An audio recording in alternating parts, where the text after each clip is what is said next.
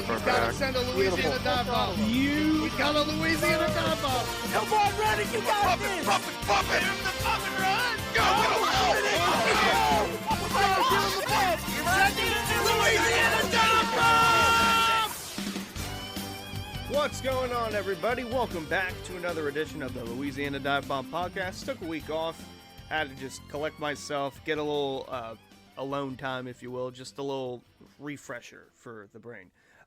So nothing for Bristol. We will talk a little bit about that because that was the last time, or that was the most previous Cup weekend that happened before the off week for Cup, which then transitions into Rockingham being back on the schedule, the trucks and the Xfinity Series going back. What a great weekend that was. I mean, I want to dive into all of it, but first off, let's go ahead and talk about why Cup just sucks, because the Xfinity and the truck races at Bristol, fine, fantastic. They were great. Cup, terrible. Absolutely garbage. And then it proved me again correct, I should say. Proved me correct this past weekend at Rockingham. I mean, now, for granted, trucks, they haven't been there in 12 years. Xfinity, they haven't been there since 2004. So a lot has changed in the year since then. I'm just setting my headset down. My kitty cat's right behind me. Hey, Mr. Kitty Cat, Mr. Jingles, that is. He's around my feet at my chair. But yeah, for some reason, the Xfinity and the Truck Series always seem to put on a good show. Truck, good, clean racing, very hard, very fast, very fun. Xfinity, it's also the same. It's got the best car in the field, in my opinion. And not to mention that it does get a little bit chaotic at times. It becomes too much of a WRECKFEST, but it has the potential. Overall, Xfinity has the best car, and then Cup, it's just, it's bad. It's bad. It's the next gen. We got to do something about it. We got to fix it. There's still time to fix it. But that's a story for another time. He just went right by my feet again. Okay. So yeah, let's talk about why the Cup car is so bad. Why it's, in my opinion, it's just too easy to drive. And about the tires. So the tires, they went from 5 lugs to 1 lug wheel in 2022 when the next gen came out. Tell me why we're still having guys struggle to put on one wheel. One lug. That's all you got to do. You don't put it on right, tire comes apart, and you got a couple crew guys who are going to have a couple weeks vacation. Bring back 5 lug wheels. All right? I don't see the need for 1 lug anymore because we are in our 4th year, and it's not like this should be an easy fix. I don't know why this is so hard for people to do. Just put 1 lug on a wheel, tighten it up, and go. Why are we still having loose wheels? I don't understand. Someone I saw on Twitter, someone did the math. There are more wheels coming off tires now in the 4 years that we've had the next gen car than in the previous whatever years that we've had for 5 lug wheels. I don't understand it. Can we just go back to 5 lug wheels? I don't understand why we went from 5 to 1 and now we're still having issues trying to put 1 on. So there's that. Also, the next gen, not enough horsepower in it. Not enough. It seems like it's too easy to drive now. Guys are asking for more horsepower. I don't understand. This one I really don't understand because drivers want it, owners want it, but NASCAR's like, no, we're trying to get a different manufacturer. Oh, we're so close. Oh man, yeah, it's been like that for years now. I don't think we're gonna get a new manufacturer anytime soon. You keep saying that as if someone's gonna pour money into the sport and want their brand on the Cup Series or Xfinity or truck or whatever it may be. I don't know if it's gonna happen. Okay, I really don't. Dodge, maybe. Honda, not really. What other brand out there would do that? Volkswagen? No. So, just cut the crap, put more horsepower back in the car, and then more practice. We need more practice. Like, the 40, if we got one 45 or 50 minute 145 or 150-minute practice session, that's fine. I'm cool with that. Just so teams can practice, get a feel for their car, have better handling of it, or a better situation of it. We don't need split 10-minute or 15-minute or 20-minute sessions. We don't need that. We need just one session that's long enough for guys to... Just one session long enough for guys to get a feel for the car and then go out and qualify. That's it. That's not really much of a next-gen issue. That's just a NASCAR issue, which that they have a lot going on. But it's very easy. It's very fixable, yet they choose not to do it. They choose the most complicated ways to go about it, and I can't stand that because trucks, they're great. Xfinity, great as well, even though they are a WRECKFEST at times. But it's really simple. Just remember back in the 2000s when the Cup car and the Xfinity car, they were the same thing. They were quite literally the same car. The racing they provided was phenomenal. How about we just go back to those days? Because the Xfinity car, it's great. It's for some reason, it's the best racing car in NASCAR today. Can we just go back to that for Cup? Cup and Xfinity have the same car. I didn't see an issue with it in the past. I don't really understand why we went away from that. Especially knowing what the Xfinity Series did at Rockingham this past weekend. Holy cow. Phenomenal race. Let's go ahead and dive into it. So first we have trucks. That was Friday. Great weekend of racing from the truck series. I mean, that was like heaven. Because I really didn't watch Rockingham. I mean, I really didn't get too into NASCAR or like watching every single race until like maybe 2014, I want to say. Like, I have some memories of it, but as far as like keeping up with every single truck or Xfinity or Cup race, I mean, there were times where I couldn't. But then again, there were also times where I could, and that wasn't quite often when I was a kid, because, you know, I was a kid, I was doing kid stuff, but I didn't watch Rockingham in 2012 or 2013. I didn't. Because I just focused on Cup more, sometimes Xfinity, but really didn't watch too much trucks when I was younger. But I will say, holy cow, I didn't know how great Rockingham was. I mean, you saw how many people went to it. I mean, this is a big deal. That's just 12 years away. Like 12 years since the last Rockingham race at the Truck Series, but yeah, a phenomenal truck race. Shout out Jake Garcia, by the way. Jake Garcia paid attention to the tire test, and you know, I had my eyebrows raised up when I saw that he was second or top 5 in the tire test for trucks, because a lot of these are guys that we don't know about heading into the season. We didn't know how it was going to go down, so I'll break it down for you for the tire test. I had to go find this on RacingAmerica.com because they had both tweets about it. The combined fastest times from 4 one-hour truck series sessions. This was back in January. Top 5 were Ty Majeski, Caden Honeycutt, Layne Riggs, Chandler Smith, Jake Garcia. Just paying attention to that. Yeah, I see you over there. My cat's still looking at me in the other room. But Jake Garcia was top 5 in times, so I made the decision, hey, you know what? Maybe this could be his week. Threw a good 5er on him. Or actually, I threw a 10-piece at him for top 5. Ended up being one of the fastest guys in practice, won the pole for the truck race. He had a top 5 car from the get-go, and he really didn't look back from it much.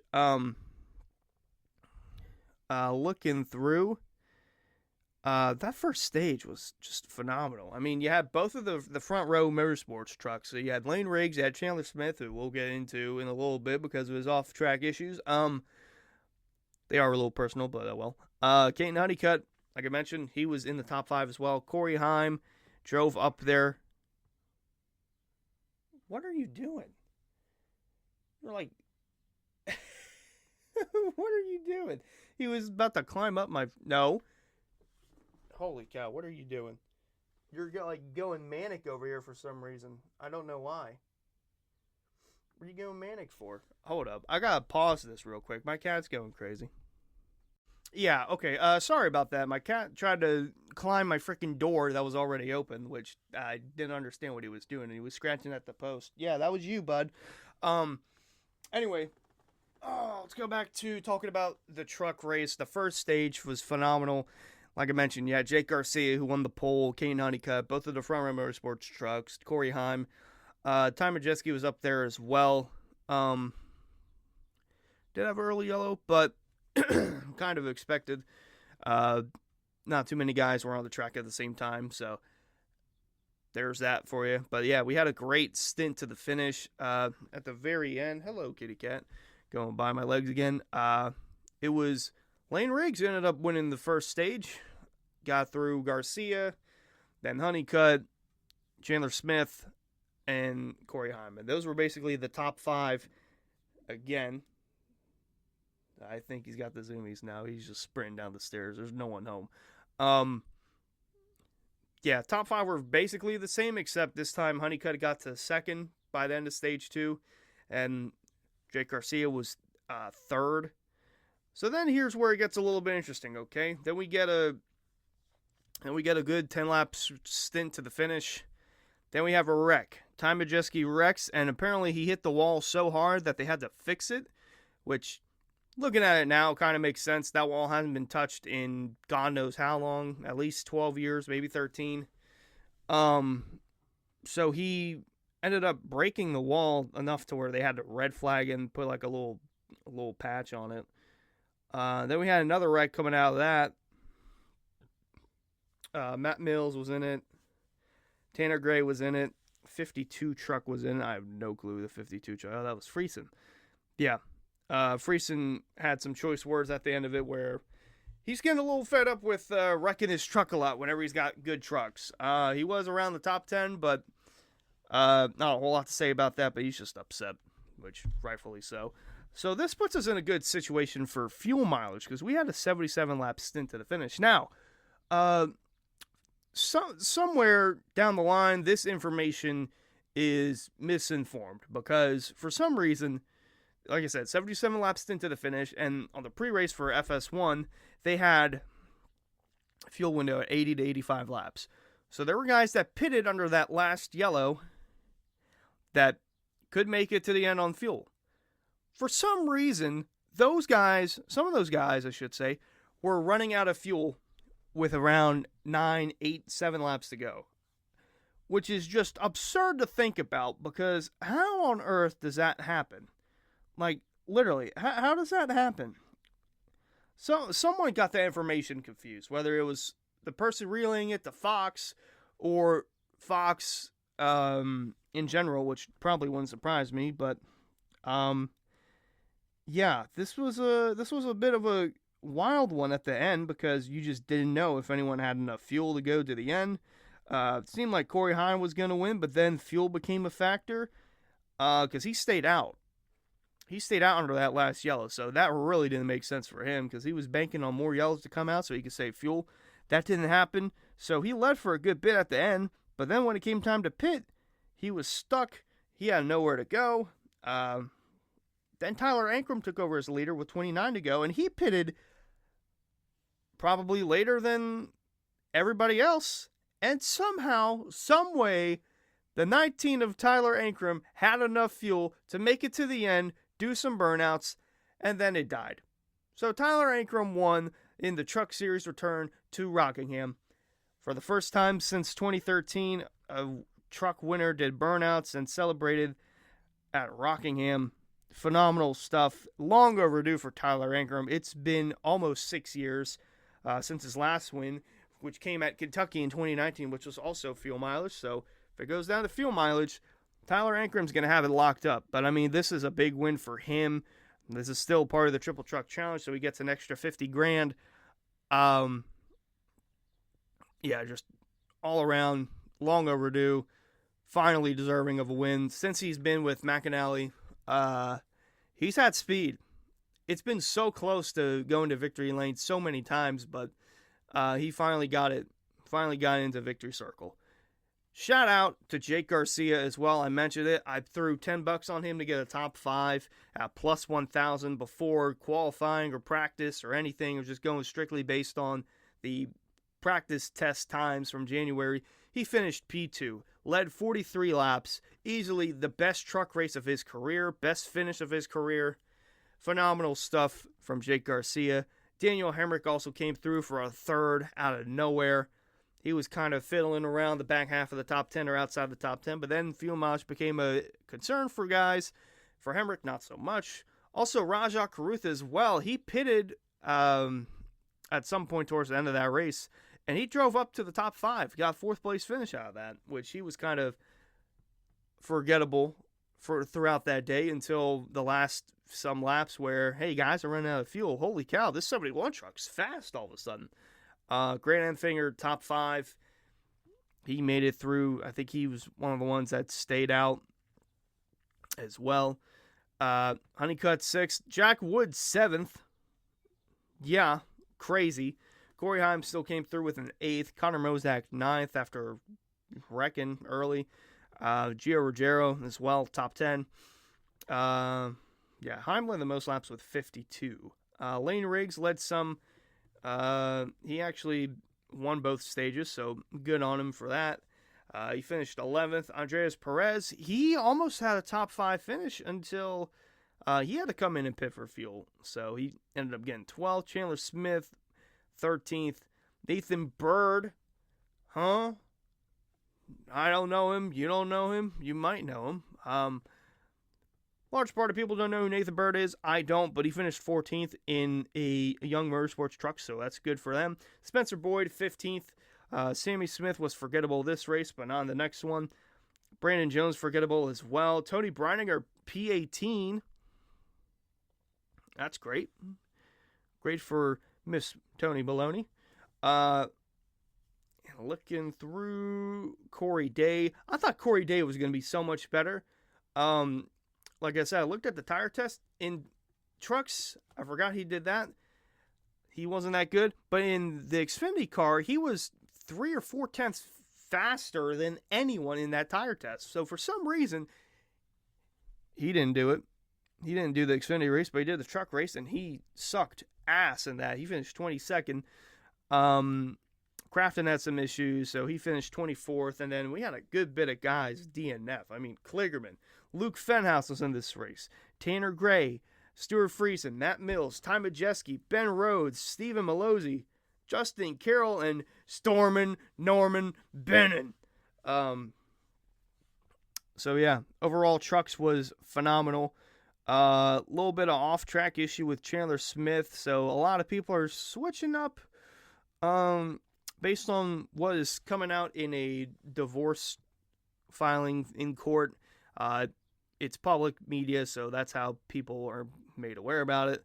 Chandler Smith's allegedly getting a divorce from him, his wife, which is difficult because they have a child together, so I don't know how that's going to go. But for the most part, it alleges that he wants her to spend more time with him at the track, and she's...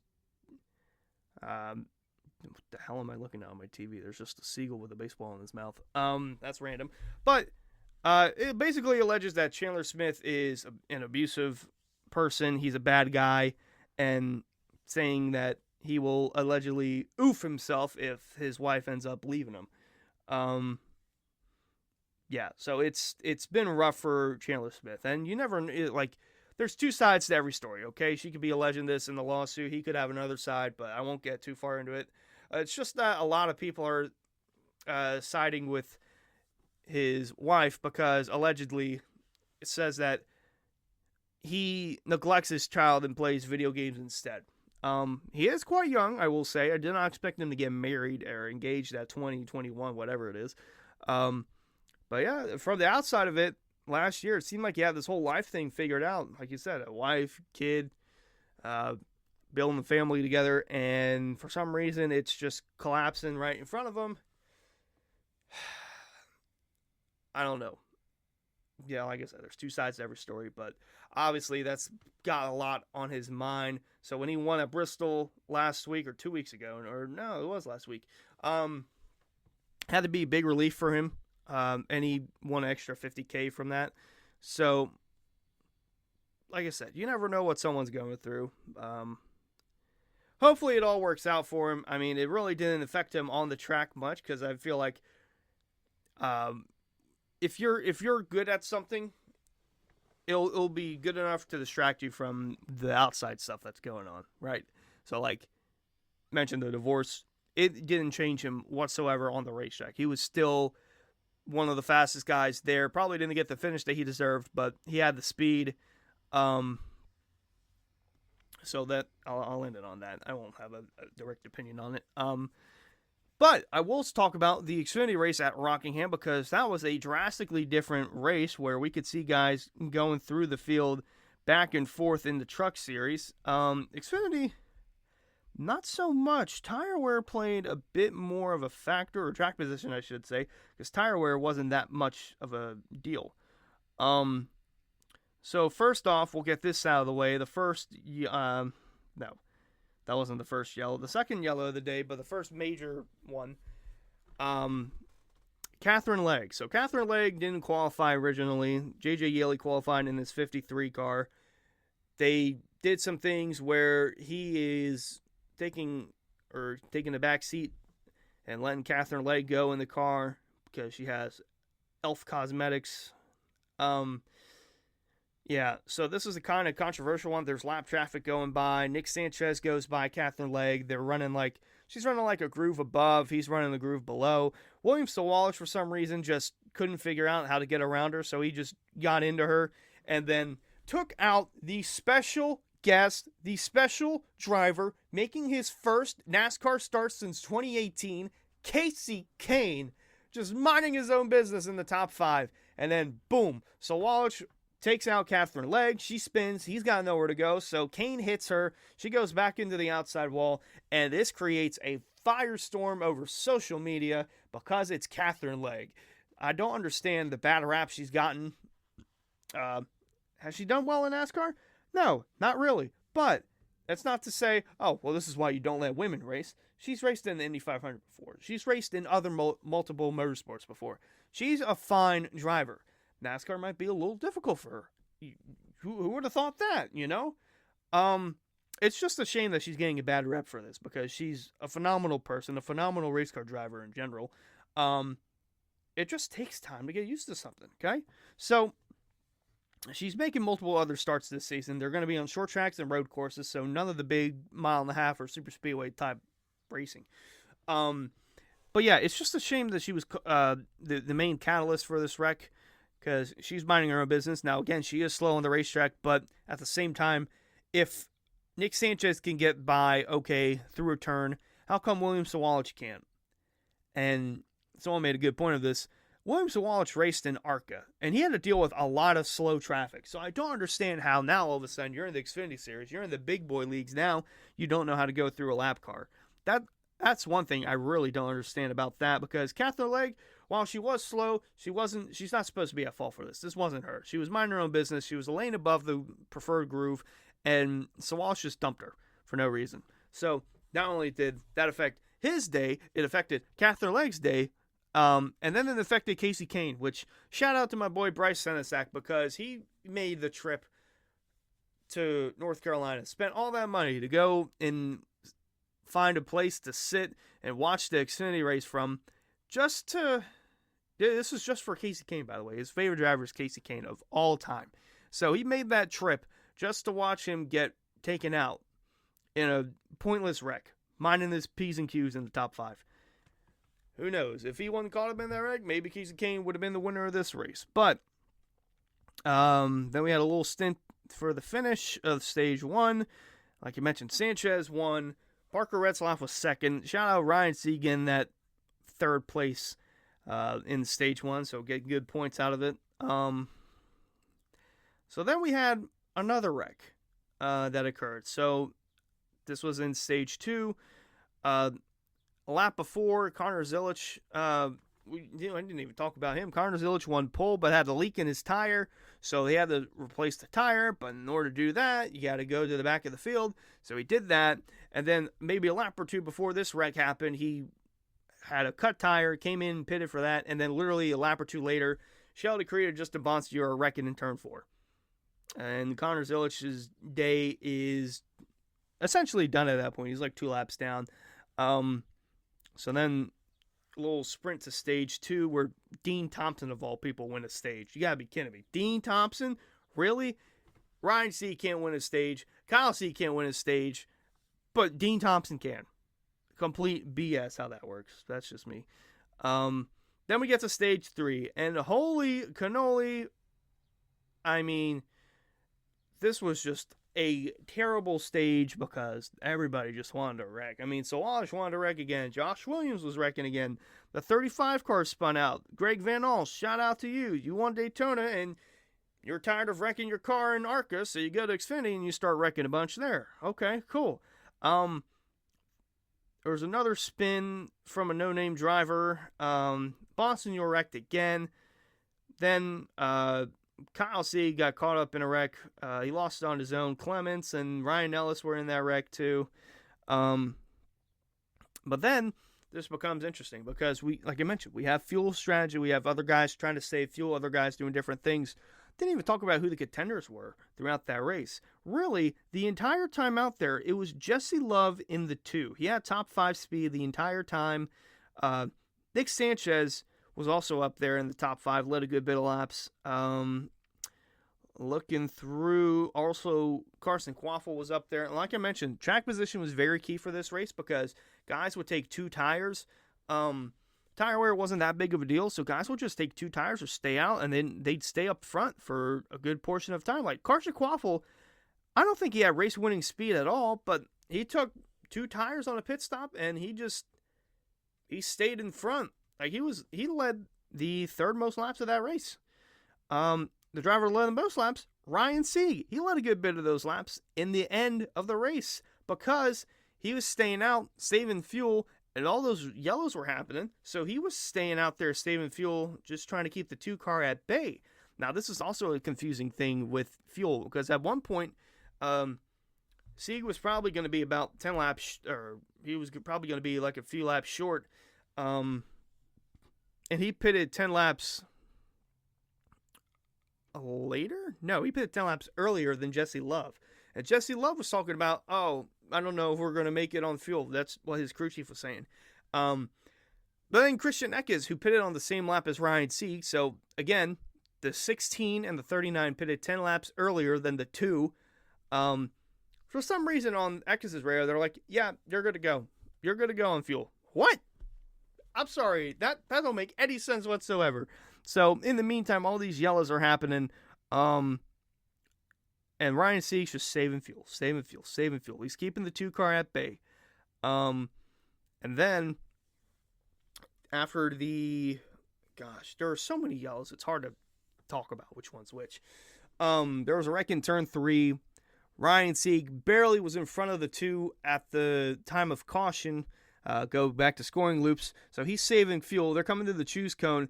He's running out of fuel. It's hard for him to put fuel to save fuel, wiggle the car back and forth, put the fuel on the right side of the race car. So he runs out of fuel briefly, gets back going.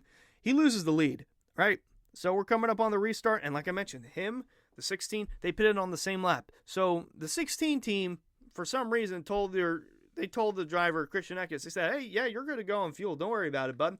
Well, on that following restart, he proceeds to not go and creates a stack-up, collecting himself Carson Quaffle, Allgaier, Brandon Jones, Ryan Sieg, and Nick Sanchez. Was a lengthy cleanup, had to red flag the race.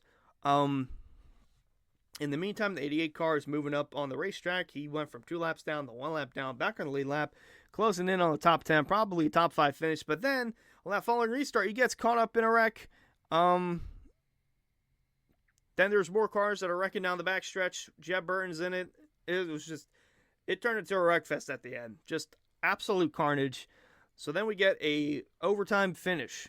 Final restart of the race.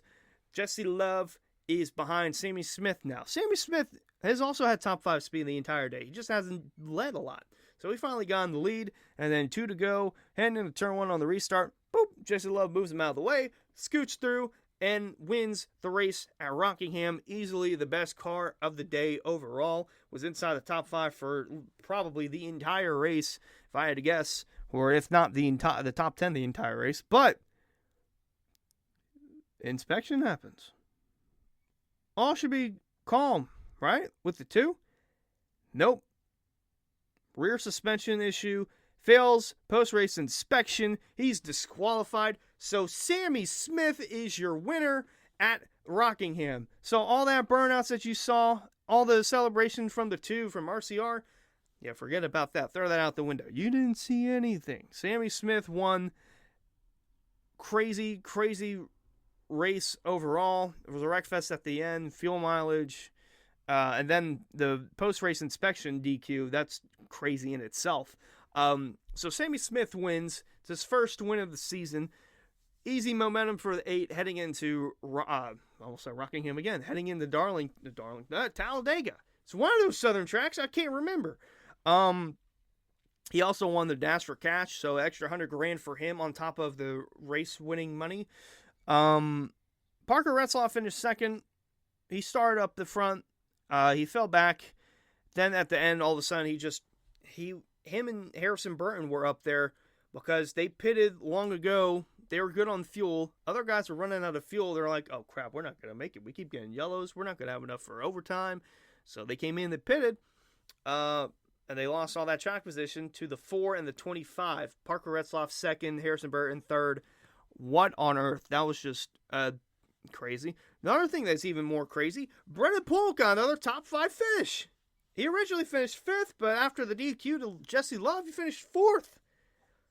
His second top 5 finish of the year. The first in the season since 2017 where he had multiple top 5 finishes. And you can remember back in 2017, Brennan Poole, Chip Ganassi Racing, he's still long overdue for that win. But we're coming up on Talladega. He usually does good at those types of races. So we'll have to see if the 44 can finally bring it to victory lane. But I would sprinkle a little some on that 44 car. You never know.